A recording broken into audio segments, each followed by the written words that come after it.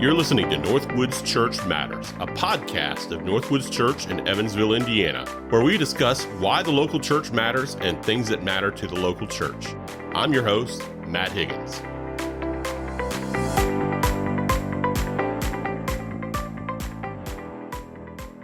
Hey guys, well, welcome back to the NorthWoods Church Matters podcast. I am here today with our Ladies Ministry Director, Miss Rachel Bland. What's up, everybody? And today we are going to talk the phenomenon Barbie. Yes! The movie. So both Rachel and I have seen it. Let me just say at the start of this podcast, just one thing that we want to get out of the way. Just because we review something or talk about a topic on the podcast does not necessarily mean that we endorse it. Right. So we're going to talk about even more pop culture stuff in the next coming months, years. And it's because we want to engage with culture, and it's not because we're recommending something, but also because we want to just talk about the message of things so that you're able to talk with your family about the message of things. And so just because we're talking about Barbie today does not mean we endorse it whatsoever, but we have both seen it. Yes. And I saw it with my wife. My wife is a big Barbie person from many years back. Yeah. When she was a kid, that was the thing that she did with her mom and good memories of that. And so there's some nostalgia there. I don't know that we knew what we were getting into when we saw the movie, but there are some very heavy-handed messages in the movie. So let's get on with it and let's talk about those today. So what did Barbie have to say about gender roles? First off, I think you have to go back to Barbie as a whole. Even before the movie Barbie was created, Barbie was literally invented to have more than just a baby doll for girls to play with. Yeah. And so you're really going to see from the beginning of the film that whole idea of women can do anything beyond being a mom. Right. So you really do see that women can do anything that a man can do. Yeah, and it's the whole first couple minutes of the movie tells the story of feminism. Yep. Which is, the movie starts off with a bunch of little girls playing with dolls, and then Barbie comes over the mountain, and then giant Barbie. The giant Barbie, giant Margot Robbie comes over the mountain, and all the kids smash their dolls. Right. This is talking about the shift in culture that 100 years ago, even 50 years ago, especially in the 1950s, you get this impression that girls, the expectation upon them were to stay at home, to grow up to be house moms, and to raise children, and that was a traditional expectation in American culture.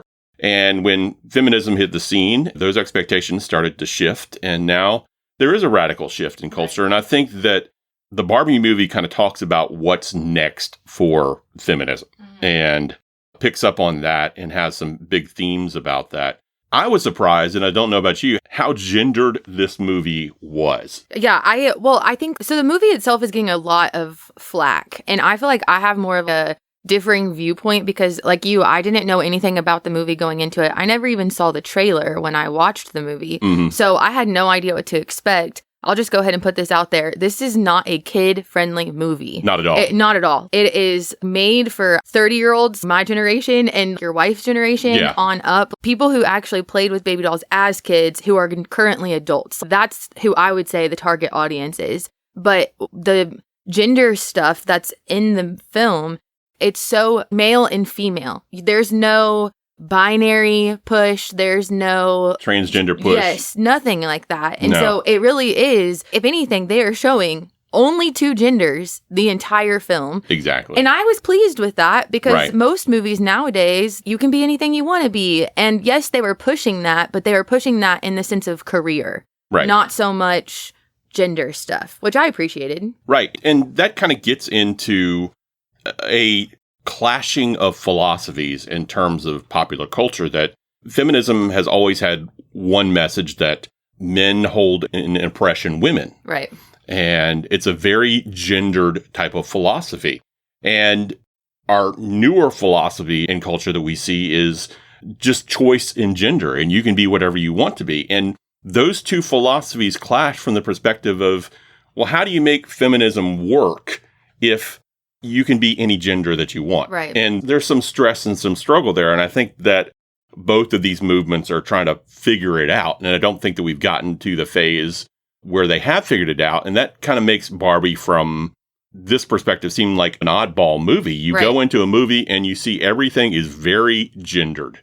And I get the message that they're trying to make, and I think that's intentional for a purpose. Yeah. Feminism, if you look at it historically, has consistently pushed to the next level. So like equal voting rights to the pro-choice, that controversy. And then now that's been overturned. So there's this consistent push of whatever is next. Now they're coming to this point of, can a woman be a man? Can a man be a woman?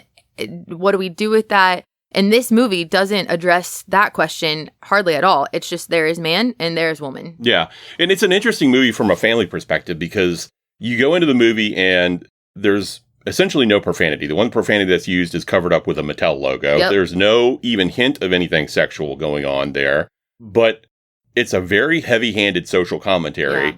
And I don't think that children would even remotely get the story of the movie whatsoever. Right. It's intended for adults in understanding this very heavy-handed social commentary that's going. And even some adults have missed the resolution of the film. Like when I used to teach language arts. And so our big topic we would always talk about at the beginning of the year was narrative writing and following a story plot and all this kind of stuff. And a lot of people are even missing the actual resolution to this whole overarching plot line in the story. And so if adults are missing it, kids are totally going to miss it. Yeah. And then if you miss the resolution, which we'll talk about, if you miss that resolution, then you've totally missed the whole point, I think, of the movie itself, because it's easy to get focused on the subplot and all of the things. Yeah. Let's get into some more specifics here. So how did Barbie portray women? Okay, Barbie goes on a journey in the movie. Yeah. So you're going to see from the very beginning, she's a dynamic character. She changes, so you're going to see that throughout the film. But from the beginning, she is a Barbie. Yeah. So from the get-go, whatever you think of when you think Barbie, that's Barbie world. Everyone is perfect. Everyone is beautiful. There is no acne. There's no cellulitis, which is talked about in the film. But there comes this point where she's realizing that her feet are flat, which is a big deal because that's the start of the plot, really. And she's starting to realize that something in her is broken. And then that kind of puts her on this journey throughout the rest of the film. But you see this evolution in her going from someone who is picture perfect to someone who mid-movie, she sees an older woman. I think they're at the bus stop. She sees this older woman who's wrinkled, and I don't know if she has cellulitis or not, but she's just she's just older. And Barbie looks at her and was just like, "You're so beautiful." And Barbie has tears in her eyes as she's saying this. And the old woman just goes, "I know," or something like that. That was actually a funny part and of the movie. That was so good. But you have this whole idea of this picture perfect woman who is plastic perfect. But then you're seeing this evolution of where beauty is starting to be defined differently, even in Barbie world. And so I thought that was really good. There's lots of things as far as how women are portrayed. I think you have to understand when you're talking about Barbie world within the movie that they have two worlds. Barbie world is a female dominant world where women are in every leadership position. They are ruling the world, basically. You see that in Barbie world. And then there's this clashing difference with Kens, which we'll talk about in a second. But Kens are mocked, really, in Barbie world. So there's just Barbie world versus the real world. And they're doing this really giant comparison between the two worlds throughout the whole film. Yeah, yeah. And I think one of the interesting things that it says about women that I think is actually a positive thing is the expectations that women have and then put on themselves in our culture. And the inner monologue that women have about, well, I want to be pretty, but I don't want to be too pretty. I want to be considered this weight, but not too thin, too big, those type of things. And I want to be this type of girlfriend and not this type of girlfriend. And the pressure that's always in girls' heads nowadays about being perfect. And I think that's enforced by social media, Instagram, and other places that kids are going that look at an idyllic, quote unquote, idyllic version of what a woman should be. And they put a lot of pressure on themselves. And so I think that a positive talking about that particular topic is that our society puts lots of pressure on girls that we need to reevaluate as people. Yeah, I think that there's this giant scene in the movie where they start talking about all of the pressures. I think it's Gloria, the mom, who's feeling all of the pressure. And then that her speaking it out loud is ultimately what sets the Barbies free from all of the things. And I think women are so not used to talking about the emotions that they feel, because I think that they have been, in some sense, told, hey, don't show this. Be brave and hide it, instead of, which is not brave at all. Yeah. It's okay to feel. And I would say that's okay for whether you're a man or a woman. God created emotions, and you guys have talked about emotions a lot on the podcast recently. It's appropriate for us to deal with that. And I do think that was something that they did a good job about not over emotionalizing women in the Barbie movie, but also not hiding the fact that emotions are real. They make a joke of Barbie starts to cry and she's like, what's happening to me right now? My eyes are leaking, I think is how she phrases it. And they're starting to explain that feeling is okay and just press into the feeling. Like, it's okay to be sad. It's okay to have some of these feelings. And so I'm with you. I thought that was really good. Yeah. And that can be a topic that you talk to especially if you have girls in your house about social media puts out a false portrayal of what it means to be a quote unquote real woman. And we need to think more about, well, what does God say about what is a real woman? And you can be authentic and be real according to what God has made you versus what society standard is. And so I think that's actually one of the more positive messages that's out there. I think another positive message in terms of the female portion of it is this. I think Mattel acknowledges a mistake in the movie, is that ever since Barbie came out, this idyllic version of all the things that a woman could be. That a woman can be president, a woman can be an astronaut, a woman can be a mermaid, a woman can be whatever you want to be, the highest level of things. And from that perspective, when Barbie was doing that, that was a good thing that society was pushing the limits of. That yes, women can be all of these things, but what if a woman just wants to be a mom? Right. And it's not all the quote unquote excellent things that Barbie's not out there doing. And there can often be a feeling for women that I'm less than, I'm substandard, I haven't achieved those things. And there can even be a pressure for women between having a family and being a good mom and having a career, and how do I balance those things? And I know that's a thing a lot of women struggle with.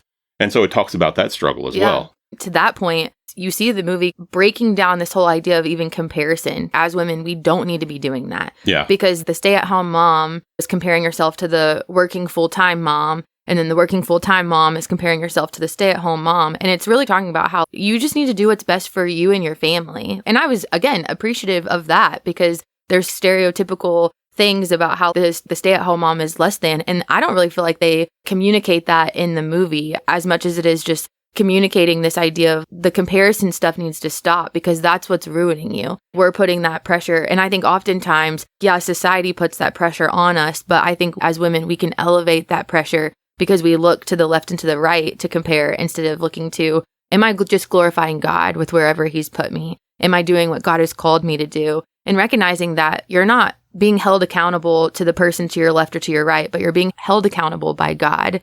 And I think that's where we have to look to whenever we're trying to find value and all of that kind of stuff. Yeah. And I think that's honestly a struggle that a lot of modern Christian ladies have in our feminist culture, is that feeling less than. Right. That there are all these women that are out there that are quote unquote more successful than I am, and I haven't quote unquote achieved anything. Am I not as much of a woman? Am I a good person? Have I wasted my life? Those are the type of things that women struggle with nowadays. And I'm glad that the movie kind of did address those things. Well, and that's the whole concept of value. What do you value? Are you valuing staying at home? Does a woman have to be a parent, or does a woman have to have kids in order to have value? Does a woman have to have a career in order to have value?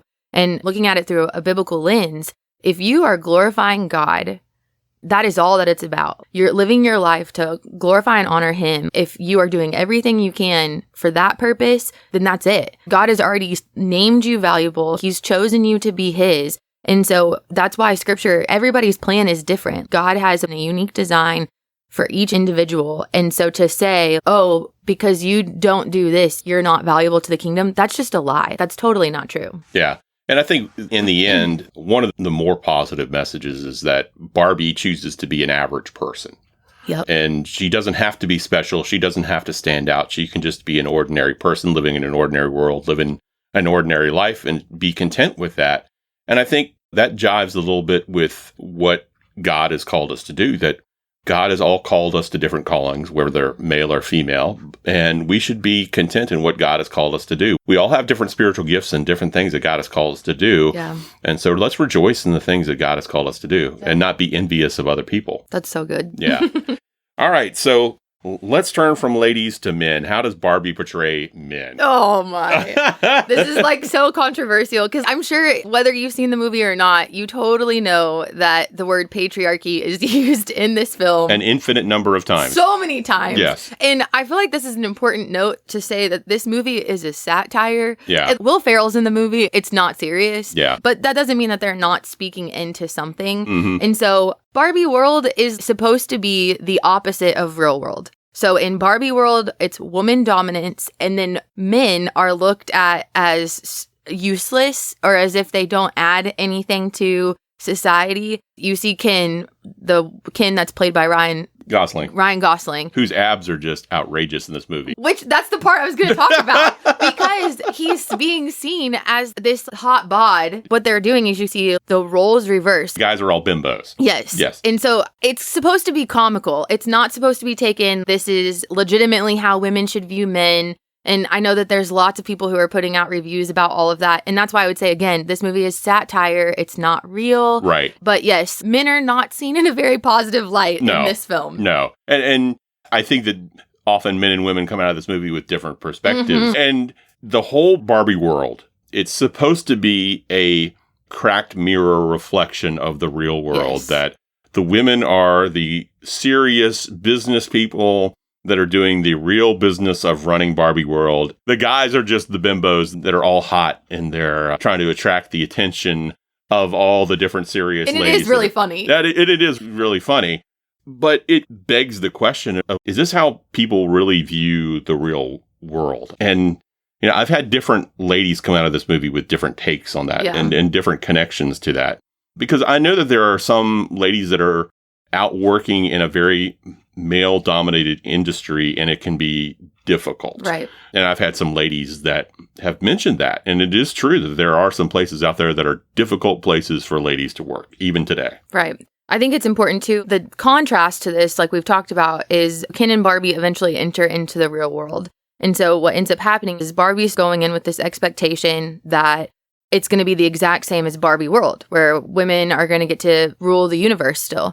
And then Ken doesn't know anything different, so he thinks he's still a bimbo. But then he goes to a library and he reads a book about patriarchy and horses. Yes. And he becomes suddenly... John Wayne. Yes. Yeah. And he is 100% on board with patriarchy and male dominance. And he looks around and he's going to all these different places and he sees men everywhere. And he's like, wow, this is my perfect world. And so I think it's important when we talk about this that the men in the real world are seen as that. And that's where I completely agree with you. I think it depends on who you're talking to and what your experience has been. Yeah. There are places out there where you have the good boys club or the boys get around and they get to do everything. And you guys in business world may be invited to go play golf and they're spending the afternoon golfing for business. But then the women are where? Not on the golf course with the men, but they're in the office still doing the work or whatever it is.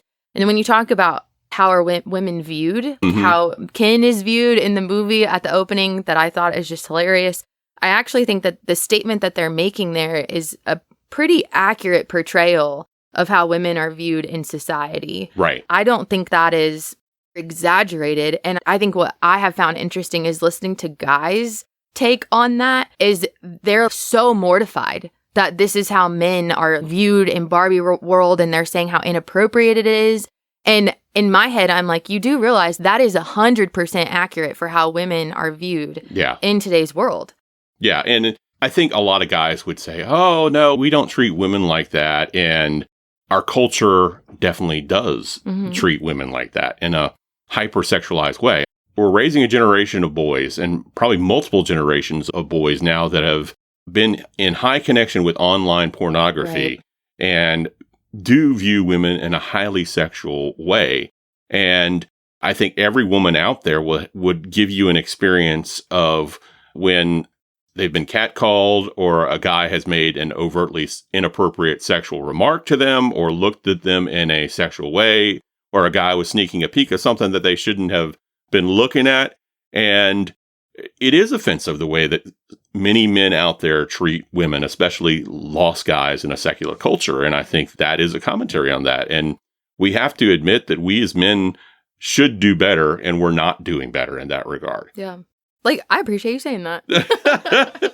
Obviously, you love the Lord, so that's not who you are. But Yeah. it's just encouraging to hear how your heart would break for not only the women, but also the men who are doing that, you know? Right. I'm a guy with a daughter. And Right. so I see it all the time, especially in girls that are the same age as my daughter, upper high school, even middle school girls Right. now, posting stuff on social media that's overly sexualized to get the attraction of men because they feel like this is what they need to do because this is the standard. Well, what was the movie saying through the relationship between Ken and Barbie? This one was actually really positive for me, at least. I think so too. I thought the take was perfect. I think in general, we have to remember historically, again, going back to the creation of Ken, he was created for Barbie so that there could be a wedding or whatever, right? But I think the emphasis throughout Barbie world in general, even for women, is that women have to be married in order to have worth. Yes. Or like women need to be in a relationship in order to have worth. And I know, again, some people who are hating on the Barbie movie are really against this because they're like, oh, they're saying how women are just so independent and they don't need men and all this kind of stuff. And that's true. But like in the context of Barbie and Ken's relationship, she's totally content with just being single. Yeah. And she's not saying, I don't need anyone ever. She actually just tells Ken, I just don't like you. Yeah. And I think that's really good for women to hear.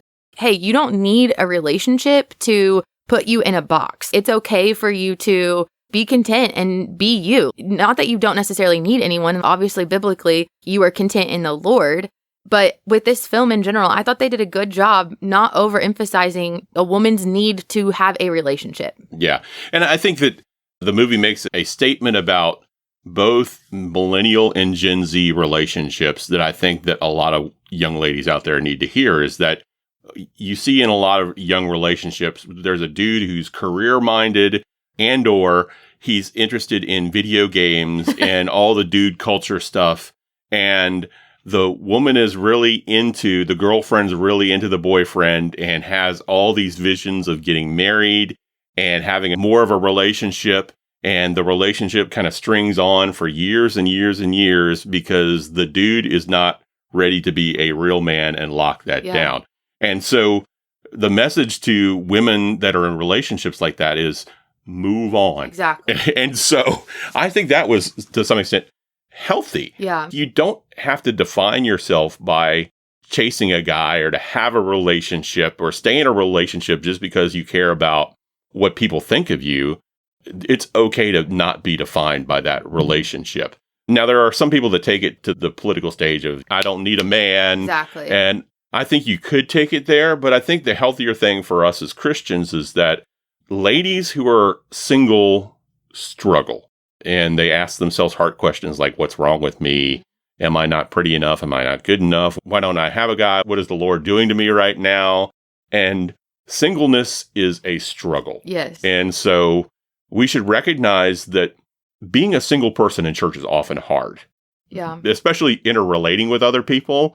Because you're always having people trying to set you up or to get you to go out with some guy, or even worse, having pity on you. Yes. Because you not that you've ever been in this place. Never. Yeah, having pity on you because you're a single person and, oh, one day your prince will come and you just want to stab him with a fork in the face. Yes. Yes. I actually was thinking about this last night because I was like, man, I was just, again, so thankful that it was a movie that's the opposite of what I feel like women are constantly told. Yeah. And I have no problems with rom-coms. I'm all here for the Hallmark movies and all of that kind of stuff. You don't ever see a movie where the girl just doesn't end up with a guy. Yeah. Even that was a struggle for me, is just consistently thinking when I was single, is there something wrong with me? What am I lacking? Are my standards too high? And to be honest, I just wanted them to have a godly relationship, which should not be a high standard. But you don't need to be in a relationship in order to live out the fullness of the gospel, because the gospel is being lived out fully in you. And so I just was appreciative that Barbie doesn't end up with a man, just because it's not like you don't ever need a man, but it's okay to not have a man. Yeah. And I think the converse of that for us as Christians too is that often we get into this feeling like, when I get married, this will define me. Right. Or I'll be happy, or I'll be more content, and this will bring me joy, and my life will be great. Well, the converse of what the Barbie movie talks about is true as well. We can't think that our lives are going to be perfect or we're going to find fulfillment just because we're married either. Right. And as somebody that's been married 25 years, is that one of the things you realize after you've been married a long time is that the Lord still needs to provide you meaning and purpose and contentment, because people don't ever do that, because people are weird just like us. All right, good. Here's another touchy subject in the movie, more emotional. Yeah. So what does Barbie have to say about mothers and daughters? Well, okay, so from the beginning of the movie, you feel like there's this huge hatred towards any little girl who's playing with a baby doll because of the idea of her ever being a mom. Yeah. That is very much true. However, the main plot line of the story is about, in the real world, Gloria and her daughter and how their relationship is in tension. How Sasha is not, she's like a middle school girl, and she's not opening up to her mom. Their relationship really is on the fringe. And Gloria, the mom, she's trying everything she can to like provide for her kid and all of this kind of stuff. And you just see Gloria, the mom, just start to be really depressed. Yeah. But then you watch Barbie comes into the real world, and there's this whole thing that happens. And by the end of the movie, their relationship is restored, where they value each other so much more. And so, yes and no, it's positively and negatively, I would say, outlined in the film. But generally speaking, I feel like they leave you more with a positive taste when it comes to mother-daughter relationships than negative.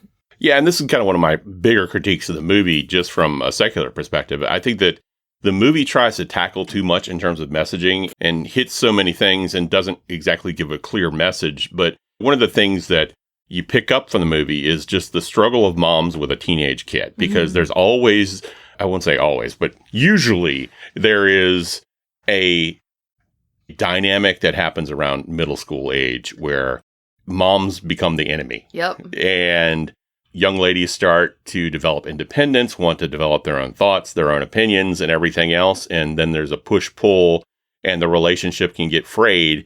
And to some extent in the movie, Barbie was a memory of how the relationship used to be. That's right. Mom and the daughter used to play Barbies together. And I think mom longed for that time to come back.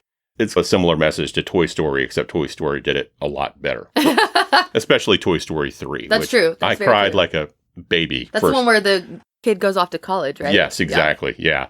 I think that's another talking point as well, is for us as parents. How do we deal with when our relationship starts to change with our kids? Because it is going to change. Right. The hopeful thing in the Barbie movie is what a lot of parents find is that your relationship changes, but you become friends again. Right.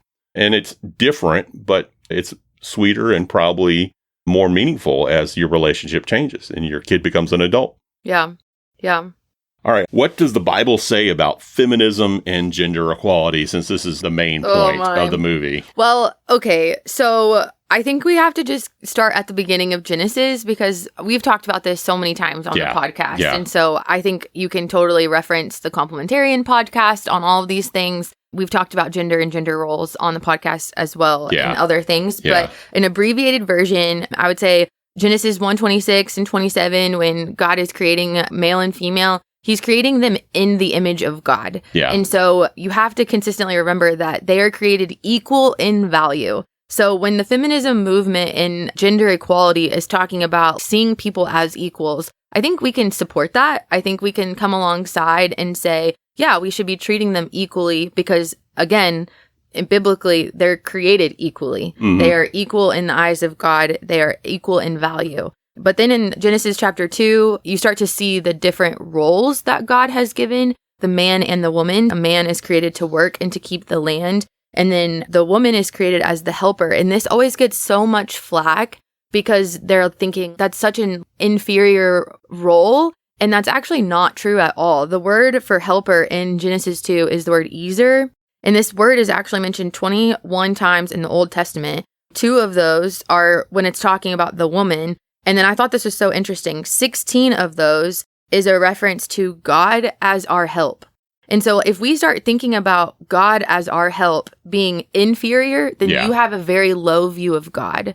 And so I think what we have to recognize is helper is not some lesser than role. It's actually the way that God would help you in a time of crisis is the way women are supposed to help the man in life. Yeah. And that's not a less than role. No. And I think that in that light, it's not that God created the woman to be a helper of man and man doesn't need any help.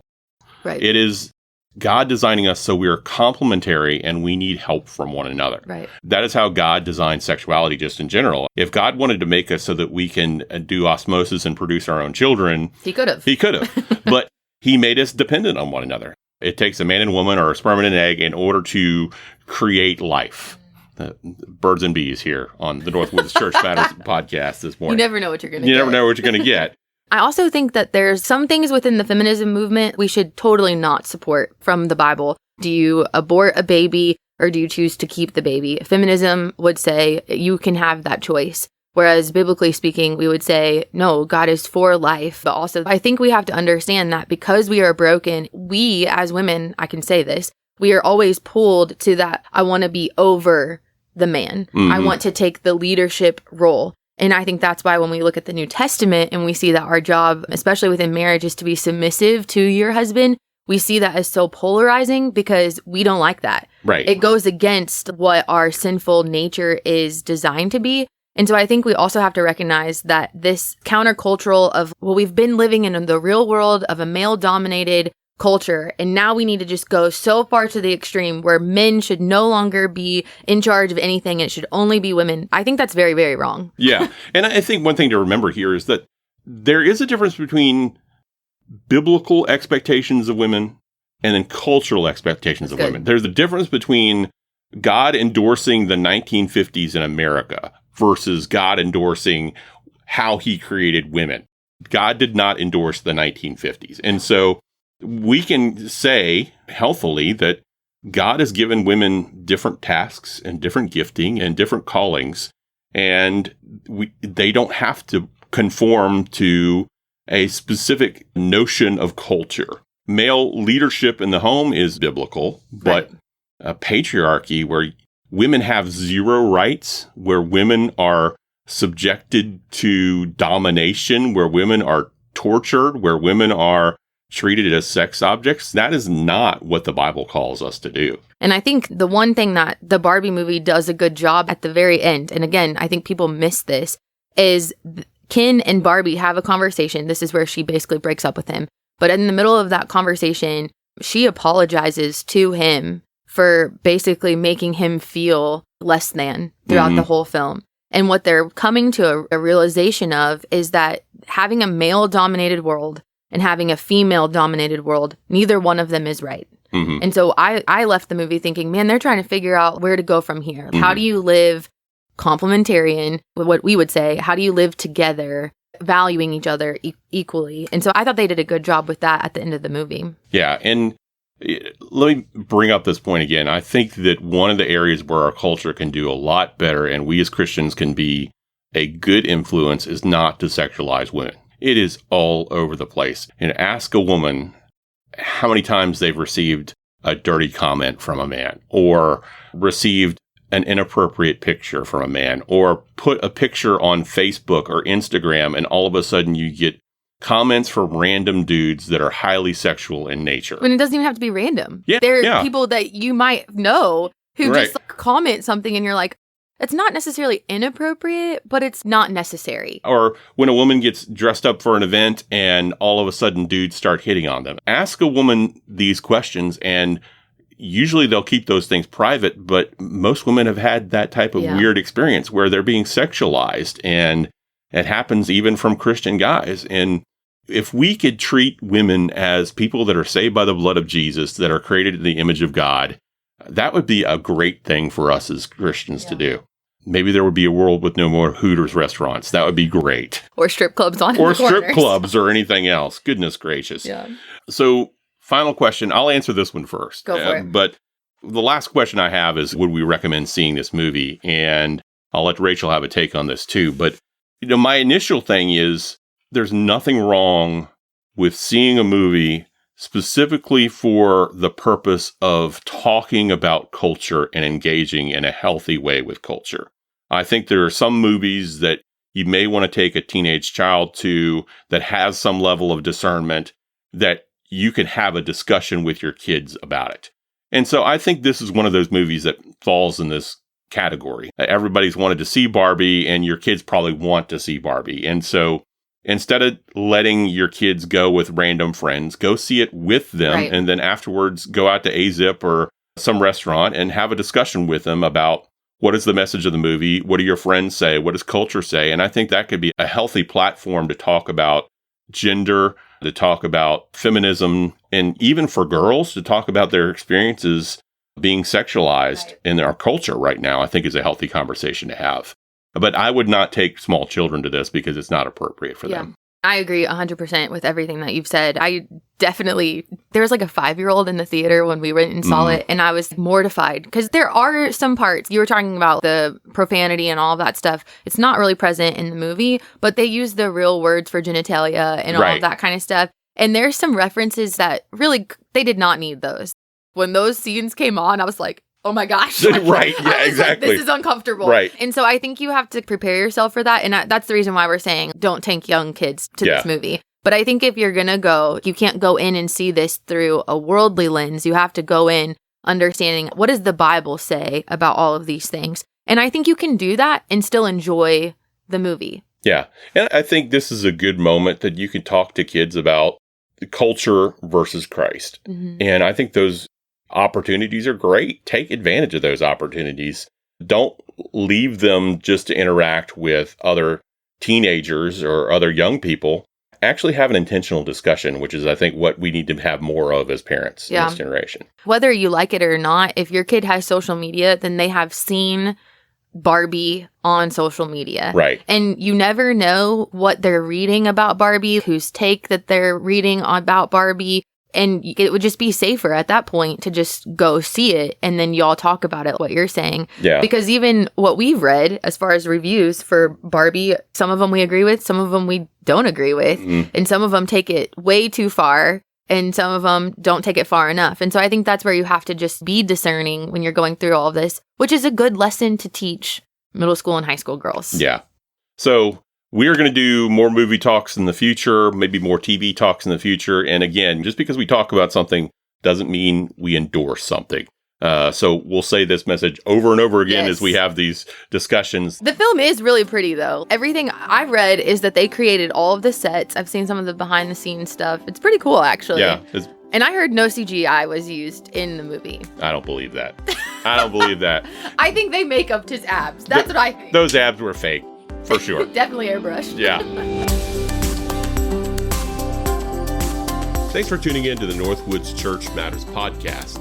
If you'd like to find out more about NorthWoods Church, you can visit us at our website, www.northwoodschurch.org. Again, that's www.northwoodschurch.org.